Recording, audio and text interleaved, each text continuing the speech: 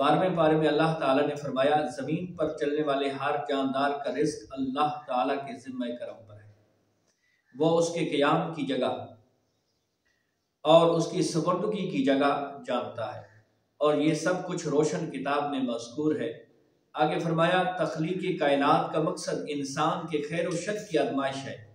उसके बाद काफिरों के हयात बादल मौत को सहर करार देने और उनकी सरकशी का बयान है कि अदाब में ताखीर को एहसान शुमार करने के बजाय मुसलमानों को ताना देते हैं कि अदाब को किस चीज़ ने रोक लिया। आगे चलकर इंसान की खुदगर्जी को बयान फरमाया कि अगर अल्लाह ताला किसी इंसान को कोई नेमत अता करे तो वो उस पर शुक्र गुजार नहीं होता, लेकिन नेमत छिन जाने पर नाउमीद और नाशुक्रा हो जाता है। इसी तरह अगर मुसीबत के बाद कोई नेमत मिले तो इंसान इतराता है और शेखी बिगाड़ता है। अलबत्ता जो हर हाल में साबिर और शाकिर रहें और अमले साहले करें तो उनके लिए बख्शिश और बड़ा अजर है। अल्लाह ताला ने अपने नबी सल्लल्लाहु अलैहि वसल्लम की तसल्ली के लिए फरमाया कि कुफार तरह तरह की फरमाइशें करते हैं कि आप पर कोई खजाना क्यों नादिल नहीं किया गया और आपकी ताईद के लिए फरिश्ते क्यों ना उतरा। आप इस पर तंग दिल न हो, आपका काम तो सिर्फ लोगों को अज़ाब इलाही से डराना है। इस सूरत में भी कुरान करीम के कलाम इलाही होने का इनकार करने वालों को चैलेंज दिया गया कि अपने तमाम हामियों को मिलाकर इस जैसी 10 सूरतें बना लाओ। आयत नंबर 15 में फरमाया, दुनिया और इसकी जीनत के तलबगारों को उनके आमाल का अजर इसी दुनिया में मिल जाएगा और आखिरत में उनका कोई हिस्सा नहीं है। अजर आखिरत के एतबार से उनके अमाल बातिल है। आयत नंबर 17 में कुरान की हक्कानियत का इनकार करने वालों के लिए नारे जहन्नम की वाईद का जिक्र है और कुरान के अल्लाह की जानिब से हक होने और बगैर किसी शक के इस पर ईमान लाने का जिक्र है। इसके बाद अल्लाह ताला पर इफ्तरा बांधने वालों और अल्लाह ताला के रास्ते से रोकने वालों का जिक्र है। कयामत के दिन उन पर गवाह पेश होंगे कि ये अपने रब पर झूठ बांधते थे और इन पर अल्लाह की लानत, उनके लिए दोहरे अजाब और आखिरत में उनकी यकीनी नाकामी का जिक्र है। आयत नंबर 23 में बताया कि जो ईमान लाए और जिन्होंने नेक काम किए और अपने रब की हुजूर आजिज़ी की तो ये लोग हमेशा जन्नत में रहेंगे। मजीद फरमाया, मोमिन और काफिर की मिसाल ऐसी है जैसे अंधा और बीना और बहरा और सुनने की सलाहियत रखने वाला। आयत नंबर 25-32 से फिर हजरत नूह अलैहिस्सलाम और उनकी कौम के हालात बयान हुए कि नूह अलैहिस्सलाम ने जब अपनी कौम को तौहीद की दावत दी और इनकार पर अज़ाब इलाही से डराया तो कौम के सरदारों ने उनसे कहा, आप हम जैसे बशर हैं और आपके पैरोकार पसमानदा और कम अकल लोग हैं। हमारी राय में आपको हम पर कोई फजीलत हासिल नहीं है, बल्कि हमारे ख्याल में आप मुआज़ल्लाह झूठे हैं। नूह अलैहिस्सलाम ने जवाब दिया कि मैं अपने रब की जानिब से वाज़ेह दलील रखता हूँ और उसने मुझे रहमत से नवाजा है, लेकिन तुम मेरे मकाम को समझने की सलाहियत नहीं रखते। मैं तुमसे दावत हक के सिला में किसी अजर का तलबगार नहीं और ना ही मैं अहले ईमान को अपने पास से धुतकारने वाला हूँ, और मैंने ये दावा भी नहीं किया कि मेरे पास अल्लाह के खजाने हैं, ना ही मैं अल खुद गैब जानता हूँ, और ना ही मैं ये कहता हूँ कि मैं फरिश्ता हूँ, और ना मैं ये कहता हूँ कि जिन लोगों को तुम अपनी नजरों में हकीर जानते हो अल्लाह उन्हें खैर से नहीं नवाजेगा। कौम नूह ने कहा कि आपने हमसे बहुत बात की, बस जिस अदाब से आप हमें डराते हैं वो ले आइए। नूह अलैहिस्सलाम ने कहा, अल्लाह चाहेगा तो तुम पर अदाब आ जाएगा। आयत नंबर 37-47 से बताया कि अल्लाह ताला की तरफ से नूह अलैहिस्सलाम को हुक्म हुआ कि हमारी निगरानी में और हमारी वही के मुताबिक कश्ती बनाइए और जालिमों के बारे में हमसे कोई बात न करें, वो जरूर गर्क हो जाएंगे। फिर वो कश्ती बनाने लगे। जब उनकी कौम के सरदार उनके पास से गुजरते तो उनका मजाक उड़ाते। हजरत नूह अलैहिस्सलाम ने कहा, वो वक्त आने वाला है कि तुम्हारे मजाक उड़ाया जाएगा اور تمہیں پتہ چل جائے گا کہ رسوا کن عذاب کس پر آئے گا۔ اللہ تعالیٰ نے فرمایا جب ہمارا حکم عذاب آ پہنچا اور تندور ابلنے لگا تو ہم نے نوح علیہ السلام سے کہا آپ خود اپنے گھر والوں کے ساتھ اس کشتی میں سوار ہو جائیں اور اہل ایمان کو بھی سوار کر لیں اور ہر چیز کے جوڑے کو سوار کر لیں، اور ان کے ساتھ ایمان لانے والے بہت کم تھے۔ حضرت نوح علیہ السلام نے کہا یہ دعا پڑھتے ہوئے سوار ہو جاؤ، بسم اللہ مجریہا ومرساہا ان ربی لغفور الرحیم۔ اس کشتی کا چلنا اور ٹھہرنا اللہ تعالیٰ کے نام سے ہے، بے شک میرا رب ضرور بخشنے والا بے حد رحم فرمانے والا ہے۔ کشتی انہیں پہاڑ جیسی موجوں میں لیے جا رہی تھی۔ حضرت نوح علیہ السلام نے الگ کھڑے اپنے بیٹے سے کہا اے بیٹے ہمارے ساتھ کشتی میں سوار ہو جاؤ اور کافروں کے ساتھ نہ رہو۔ اس پسر نے کہا میں کسی پہاڑ کی پناہ میں آ جاؤں گا جو مجھے پانی سے بچا لے گا۔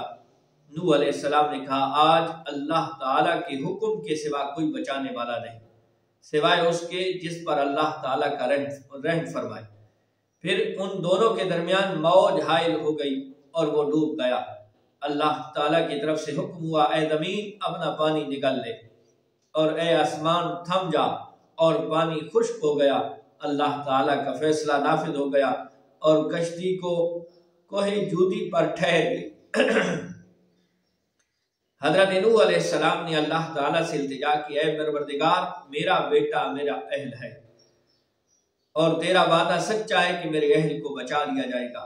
اللہ تعالیٰ نے فرمایا اے نوح وہ آپ کے اہل میں سے نہیں ہے، اس کے اعمال ٹھیک نہیں، اور جس بات کی حقیقت آپ کو معلوم نہ ہو اس کے بارے میں سوال نہ کریں۔ حضرت نوح علیہ السلام نے اللہ تعالیٰ سے اپنی اجتہادی خطا پر مغفرت اور رحم کی دعا کی۔ پھر طوفان نوح تھم جانے کے بعد وہ سلامتی سے کے ساتھ اتر گئے۔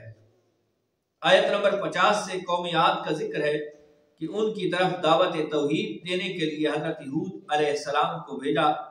ہود علیہ السلام نے قوم سے کہا میں تم سے کسی اجر کا طلبگار نہیں ہوں اور میرا اجر اللہ تعالیٰ پر ہے، بس تم اپنے رب سے بخشش مانگو پھر اس کی بارگاہ میں توبہ کرو، اللہ تم پر موسلا دار بارش بھیجے گا اور تمہاری قوت میں اضافہ فرمائے گا۔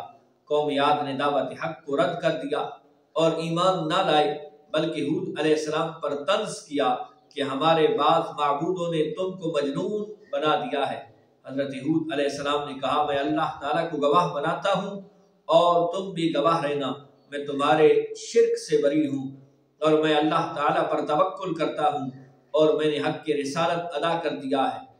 آیت نمبر 58 سے اللہ تعالیٰ فرماتا ہے جب ہمارے عذاب کا وقت آ گیا تو ہم نے اپنی رحمت سے ہود اور ان کے ساتھ مومنوں کو نجات عطا کی۔ قوم عاد نے اللہ تعالیٰ کی نشانیوں اور رسولوں کو جھٹلایا اور دنیا و آخرت میں لعنت کے حقدار قرار پائے۔ آیت نمبر 61 سے حضرت صالح علیہ السلام اور ان کی قوم سمود کی حالات کو بیان کیا گیا، اور حضرت صالح نے کہا اے میری قوم اللہ وحدہ لا شریک کی عبادت کرو، اس سے بخشش طلب کرو اور اس کی بارگاہ میں توبہ کرو، اس نے تمہیں زمین سے پیدا کیا اور اس پر آباد کیا۔ قوم صالح نے جواب دیا اے صالح ہمارے آباء و اجداد کے معبودوں کی عبادت کو روکنے سے پہلے ہمیں آپ سے بڑی امیدیں تھیں، لیکن اب ہمیں آپ کی دعوت کے بارے میں شکوک ہیں۔ حضرت صالح علیہ السلام نے اپنی قوم سے کہا کہ یہ اللہ کی اونٹنی تمہارے لیے نشانی ہے، اسے چرنے کے لیے عذاب چھوڑو، اسے تکلیف نہ پہنچاؤ اور ورنہ تمہیں عذاب پہنچے گا۔ انہوں نے اونٹنی کی کونچیں کاٹ ڈالی۔ حضرت صالح علیہ السلام نے کہا تم صرف 3 دن اپنے گھروں میں مزے اٹھاؤ، پھر اللہ تعالیٰ کا یقینی عذاب آئے گا۔ پھر ایک چنگاڑ نے ان کو آ دبوچا اور وہ اپنے گھروں میں گھٹنوں کے بل اوندے پڑے رہ گئے۔ صرف حضرت صالح علیہ السلام اور ان کے ساتھ اہل ایمان اس عذاب سے بچے رہے۔ آیت نمبر 69 سے اس بات کا بیان ہے کہ حضرت ابراہیم علیہ السلام کے پاس فرشتے بشری شکل میں آئے، انہوں نے اجنبی مہمانوں کے لیے بچڑے کا بھنا گوشت تیار کیا۔ پھر جب انہوں نے دیکھا کہ مہمان کھانے کی طرف ہاتھ نہیں بڑھا رہے تو ان کو ڈر محسوس ہوا۔ فرشتوں نے کہا ہمیں قوم لوط کے عذاب کے لیے بھیجا گیا ہے۔ حضرت ابراہیم علیہ السلام کی بیوی کھڑی تھی، اس پر وہ مسکرائیں تو فرشتوں نے اللہ تعالیٰ کی طرف سے انہیں حضرت اسحاق اور ان کے بعد حضرت یعقوب کی بشارت دی۔ انہوں نے حیرت سے کہا، ہم دونوں میاں بیوی بوڑھے ہیں، اس عمر میں اولاد کیسے ہوگی؟ فرشتوں نے جواب دیا، اے اہل بیت ابراہیم، تم پر اللہ تعالیٰ کی رحمتیں اور برکتیں ہوں، اللہ کی قدرت پر تمہیں کیوں تعجب ہے؟ اللہ تعالیٰ فرماتا ہے کہ بیٹے کی بشارت سن کر حضرت ابراہیم علیہ السلام کا خوف دور ہو گیا اور وہ قوم لوط کے بارے میں ہم سے بحث کرنے لگے۔ حضرت ابراہیم علیہ السلام بہت بردبار، اللہ سے آہوزاری کرنے والے اور اس کی طرف رجوع کرنے والے تھے۔ اللہ تعالیٰ نے حضرت ابراہیم علیہ السلام کو فرمایا، اے ابراہیم، اس عرضداشت سے گریزاں رہیں کہ اس کا یقینی فیصلہ ہو چکا اور ان پر نہ ٹلنے والا عذاب نازل ہو کر رہے گا۔ آیت نمبر 77 سے حضرت لوط علیہ السلام کی قوم اہل سدوم کی بدعمالیوں اور حضرت لوط علیہ السلام کی اپنے قوم کی بدعمالیوں کے باعث فرشتوں کی آمد، قوم کے بدعمال لوگوں کے دوڑ کر آنے، حضرت لوط کے ان کو سمجھانے اور ان کے انکار پر مضطرب ہونے کا ذکر ہے، جس پر فرشتوں نے حضرت لوط علیہ السلام کو تسلی دی کہ آپ فکر نہ کریں، ہم آپ کے رب کے فرشتے ہیں، یہ آپ اور ہم تک نہیں پہنچ سکیں گے۔ آپ رات کے آخری حصے میں قوم کی طرف توجہ کیے بغیر ہجرت فرمائیں، اس لیے کہ صبح کے وقت ان پر عذاب آئے گا۔ جب اللہ تعالیٰ کا عذاب آیا تو اس نے بستی کے اوپر کے حصے کو نیچے کر دیا اور قوم لوط کے اوپر اللہ تعالیٰ کی طرف سے لگاتار نشان زدہ پتھر برسائے گئے۔ آیت نمبر 84 سے حضرت شعیب علیہ السلام اور ان کی قوم اہل مدین اور ان کے جرائم کو بیان کیا گیا کہ وہ ناپ تول میں کمی کرتے، دوسروں کو چیزیں کم تول کر دیتے۔ اللہ تعالیٰ نے ان سے فرمایا کہ فساد فی الارض سے بعد آ جاؤ اور اپنے سے پہلے سرکش امتوں کا انجام دیکھ لو، لیکن جب اہل مدین پر حضرت شعیب علیہ السلام کی نصیحتوں کا اثر نہ ہوا تو اللہ تعالیٰ نے انہیں بھی عذاب سے ہلاک فرما دیا۔ آیت نمبر 94 میں فرمایا، جب ہمارا عذاب آیا تو ہم نے اپنی رحمت سے حضرت شعیب اور ان پر ایمان لانے والوں کو بچا لیا اور ظالموں کے زبردست جنگاڑ نے پکڑ لیا تو صبح کو اپنے گھروں میں اوندے پڑے تھے، گویا وہ کبھی آباد ہی نہیں تھے۔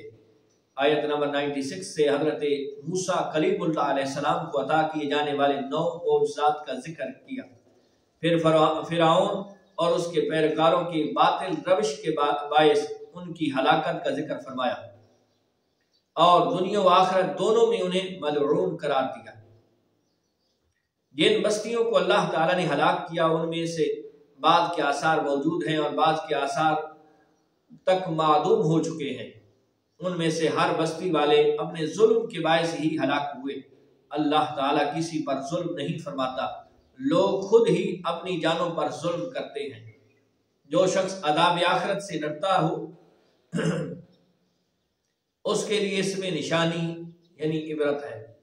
آیت نمبر 106 سے اللہ تعالیٰ نے انجام کے اعتبار سے لوگوں کی 2 قسمیں بیان کی ہیں، سعادت مند، دوسری قسم بدبخت۔ بدبختوں کا ٹھکانہ جہنم ہے جس میں وہ ہمیشہ رہیں گے، اور نیک بختوں کا ٹھکانہ جنت ہے، وہ ہمیشہ اسی میں رہیں گے، اور ان کے لیے اللہ تعالیٰ کی طرف سے نہ ختم ہونے والی عطائیں ہیں۔ آیت نمبر 110 میں حضور صلی اللہ علیہ وآلہ وسلم کو تسلی دی گئی کہ جس طرح یہ لوگ قرآن کے بارے میں اختلاف کرتے ہیں، اسی طرح قوم موسیٰ نے تورات کے بارے میں اختلاف کیا تھا، اور اللہ تعالیٰ ان کے اعمال کا پورا پورا بدلہ دے گا۔ آیت نمبر 112 سے سرکشی کو چھوڑ کر احکامات دین پر استقامت اختیار کرنے اور ظالموں کے ساتھ میل جول رکھنے سے بچنے کا حکم دیا گیا، اور فرمایا کہ ظالموں سے میل جول کا انجام دوزخ کی آگ ہے۔ آیت نمبر 114 میں دن کی دونوں طرفوں میں رات کے کچھ حصے میں نماز قائم کرنے کا حکم دیا، اور یہ بتایا کہ بے شک نیکیاں گناہوں کو مٹا دیتی ہیں، اور یہ نصیحت قبول کرنے والوں کے لیے نصیحت ہے۔ آیت نمبر 120 میں اللہ تعالیٰ نے فرمایا، ہم آپ صلی اللہ علیہ وآلہ وسلم کو رسولوں کی تمام خبریں آپ کے دل کی تسکین اور تقویت کے لیے بیان کرتے ہیں، اور ان میں مومنوں کے لیے نصیحت و عبرت ہے، اور اللہ تعالیٰ کی طرف سے توحید و رسالت اور وقوع قیامت کے دلائل بھی ہیں۔ آیت نمبر 123 میں فرمایا، آسمانوں اور زمینوں کے سب غیب اللہ ہی کے ساتھ مختص ہیں، ہر کام اسی کی طرف لوٹایا جاتا ہے، آپ اسی کی عبادت کیجئے، اسی پر توکل کیجئے، اور آپ کا رب لوگوں کے اعمال سے غافل نہیں ہے۔ اس سے آگے سورہ یوسف شروع ہو رہی ہے۔ سورہ یوسف مکی صورت ہے، ترتیب مصحف کے اعتبار سے 12ویں، جبکہ ترتیب نزول کے اعتبار سے 53 نمبر صورت ہے۔ جیسا کہ نام سے ظاہر ہے، اس صورت میں حضرت یوسف علیہ السلام کا ذکر ہے اور قدر تفصیل سے کے ساتھ ہے، یہی اسی صورت کی وجہ تسمیہ ہے۔ اس صورت میں حضرت یوسف علیہ السلام کے مشکلات کے بعد کامیابی کا ذکر فرمایا کہ حضور صلی اللہ علیہ وآلہ وسلم کو تسلی دی گئی۔ اس میں علم تعبیر و رؤیا کا ذکر ہے، اور اس بات کا بیان ہے کہ وفا، امانت، عفت، صدق، صبر اور توبہ سے بندہ اللہ تعالیٰ کی بارگاہ میں قرب اور مقبولیت حاصل کرتا ہے، اور یہ کہ قید ہو یا آزادی، توحید اور اللہ تعالیٰ کے دین کی دعوت کا عمل جاری رہنا چاہیے۔ اس صورت میں گزشتہ امتوں کی تاریخ، قوانین، نظام حکومت، تجارت اور سزا کے طریقوں کا ذکر ہے۔ قرآن نے حضرت یوسف علیہ السلام کے واقعے کو حسین ترین قصہ قرار دیا ہے۔ سب سے پہلے حضرت یوسف علیہ السلام کے خواب کا ذکر ہے۔ انہوں نے دیکھا سورج، چاند اور 11 ستارے ان کو سجدہ کر رہے ہیں۔ انہوں نے اپنا یہ خواب اپنے والد حضرت یعقوب علیہ السلام کو بیان کیا۔ حضرت یعقوب علیہ السلام نے انہیں فرمایا کہ یہ خواب اپنے بھائیوں کے سامنے بیان نہ کریں، ورنہ وہ تمہارے خلاف سازش کریں گے۔ قرآن نے کہا کہ حضرت یوسف علیہ السلام اور ان کے بھائیوں کے قصے میں پوچھنے والوں کے لیے بہت نشانیاں ہیں۔ حضرت یوسف علیہ السلام کے بھائیوں نے مشورہ کیا کہ یوسف اور ان کے حقیقی بھائی بنیامین ہمارے والد کو زیادہ محبوب ہے، حالانکہ ہم ایک جماعت ہیں۔ پھر انہوں نے مشورہ کیا کہ یوسف علیہ السلام کو قتل کر دو یا دور کسی ملک میں چھوڑاؤ، آخر کار والد کا رجحان ہماری طرف ہو جائے گا۔ ان میں سے ایک قدر اعتدال پسند بھائی نے کہا کہ یوسف کو قتل نہ کرو، اسے کسی گہرے کنویں میں ڈال دو، کوئی قافلے والا اسے اٹھا لے جائے گا۔ پھر اپنی تدبیر پر عمل کرنے کے لیے انہوں نے اپنے والد سے کہا کہ یوسف کے معاملے میں آپ ہم پر بھروسہ کریں، ہم اس کے خیر خواہ ہیں، اسے کل ہمارے ساتھ بھیج دیں تاکہ وہ پھل کھائے، کھیلے کودے، ہم اس کی حفاظت کریں گے۔ حضرت یعقوب علیہ السلام نے تردد کیا کہ کہیں ایسا نہ ہو کہ تمہاری غفلت میں اسے بھیڑیا چیر پھاڑ ڈالے۔ الغرض وہ حضرت یوسف علیہ السلام کو اپنے ساتھ لے گئے اور میرے گہرے کنویں میں ڈال دیا۔ اللہ تعالیٰ کی قدرت سے ایک قافلے والے آئے، انہوں نے اپنے پانی نکالنے کے لیے ڈول ڈالا، اور حضرت یوسف علیہ السلام جیسا حسین لڑکا ڈول میں بیٹھ کر سلامتی کے ساتھ باہر نکل آئے۔ انہوں نے مال تجارت بنا لیا۔ یوسف علیہ السلام کے بھائیوں نے حضرت یوسف کو چند درہموں کی عوض انہیں کے ہاتھوں بیچ دیا۔ دوسری جانب یوسف علیہ السلام کے بھائی ان کی قمیص پر جھوٹا خون لگا کر روتے ہوئے باپ کے پاس آئے کہ انہیں بھیڑیا کھا گیا۔ حضرت یعقوب علیہ السلام نے کہا یہ تمہاری من گھڑت بات ہے، لیکن اب میرے لیے صبر جمیل ہی بہتر ہے۔ قافلے والوں نے حضرت یوسف علیہ السلام کو مصر میں لے جا کر عزیز مصر کے ہاں بیچ دیا، اور اس نے اپنی بیوی سے کہا کہ اس کی عزت سے رکھو، اسے ہم اپنا بیٹا بنا لیتے ہیں۔ جب حضرت یوسف علیہ السلام پختہ عمر کو پہنچے تو عزیز مصر کی بیوی نے اپنے گھر میں دروازے بند کر کے انہیں دعوت گناہ دی۔ حضرت یوسف علیہ السلام نے فرمایا میں اپنے مربی کی احسان کشی نہیں کر سکتا۔ یوسف علیہ السلام دروازے کی طرف دوڑے اور پیچھے سے عزیز مصر کی بیوی نے ان کی قمیض پکڑی جو پھٹ گئی۔ اسی اثنا میں اس کا شوہر سامنے آیا اور عزیز مصر کی بیوی نے ان کی قمیض جو پھاڑی تھی اس کو دکھاتے ہوئے عزیز مصر کے سامنے کہنے لگی کہ یہ ساری غلطی حضرت یوسف علیہ السلام کی ہے۔ عزیز مصر کی بیوی نے سارا الزام حضرت یوسف علیہ السلام پر لگا دیا۔ چنانچہ خود عزیز مصر کی بیوی کے خاندان سے ایک فرد نے گواہی دی کہ اگر یوسف کی قمیض سینے کی جانب سے پھٹی ہے تو یہ قصوروار ہیں، اور اگر پشت کی جانب سے پھٹی ہے تو عورت قصوروار ہے، اور آپ کی قمیض پیچھے سے پھٹی ہوئی تھی تو عزیز مصر نے کہا یہ تم عورتوں کی سازش ہے، بے شک تمہاری سازش بہت سنگین ہے، اور وہ قید کر دیے گئے۔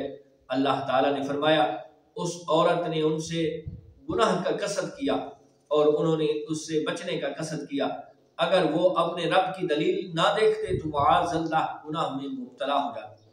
جب یہ چرچا ہوا کہ عزیز مصر کی بیوی ایک نوجوان غلام پر فریفتہ ہو گئی ہے تو عورتوں نے اس پر طعن کیا اور کہا کہاں تیرا منصب اور کہاں ایک زر خرید غلام۔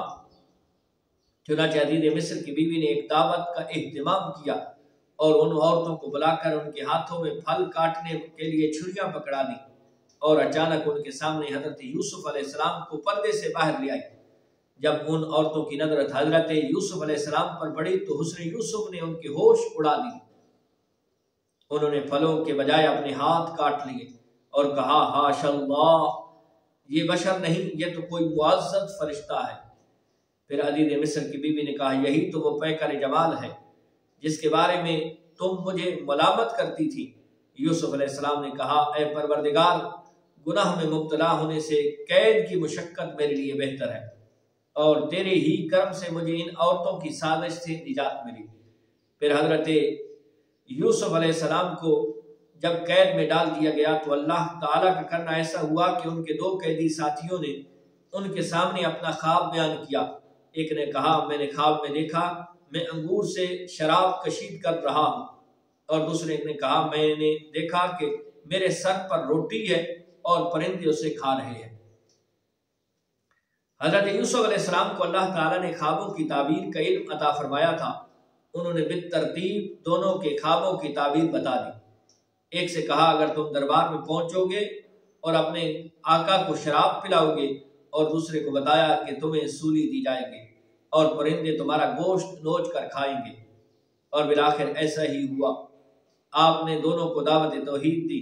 پھر بادشاہ نے ایک خواب دیکھا کہ 7 تندرست گائیں 7 دبلی گائیوں کو کھا رہی ہیں، اور فصل کے 7 خوشے سر سبز ہیں اور 7 خشک ہیں۔ بادشاہ نے اپنے درباریوں سے خواب کی تعبیر پوچھی لیکن وہ نہ بتا سکے۔ پھر حضرت یوسف علیہ السلام کے قیدی ساتھی کے ذریعے جو اب بادشاہ کا ساتھی بن چکا تھا، حضرت یوسف علیہ السلام کے خوابوں کی تعبیر میں مہارت کا علم ہوا۔ چنانچہ آپ سے رجوع کیا گیا۔ آپ نے تعبیر یہ بتائی کہ 7 سال تم پر سرسبزی اور شادابی کے آئیں گے، پھر 7 سال قحط سالی کے آئیں گے۔ تمہیں چاہیے کہ آبادی کے 7 سالوں میں فاضل پیداوار کو خوشوں میں ہی محفوظ رکھنا تاکہ خشک سالی میں تمہارے کام آئے۔ پھر بادشاہ نے یوسف علیہ السلام کو دربار میں طلب کیا۔ آپ نے فرمایا کہ جب تک مجھ پر لگنے والے الزام کی صفائی نہ ہو جائے میں جیل سے باہر نہیں آؤں گا۔ چنانچہ عزیز مصر نے ان خواتین کو بلایا جنہوں نے اپنے ہاتھ کاٹے تھے اور ان سے حقیقت حال دریافت کی۔ سب نے حضرت یوسف علیہ السلام کی پاک دامنی کا اعتراف کیا۔ اس طرح سے آپ علیہ السلام کی برات ثابت ہوئی، اور خود عزیز مصر کی بیوی نے اعتراف کر لیا کہ حضرت یوسف علیہ السلام پاک دامن ہیں اور میں نے ہی انہیں دعوت گناہ دی تھی۔ اللہ کریم ہم سب کو قرآن پاک پڑھنے کی، پڑھ کے سمجھنے کی اور سمجھ کے عمل کرنے کی توفیق عطا فرمائے۔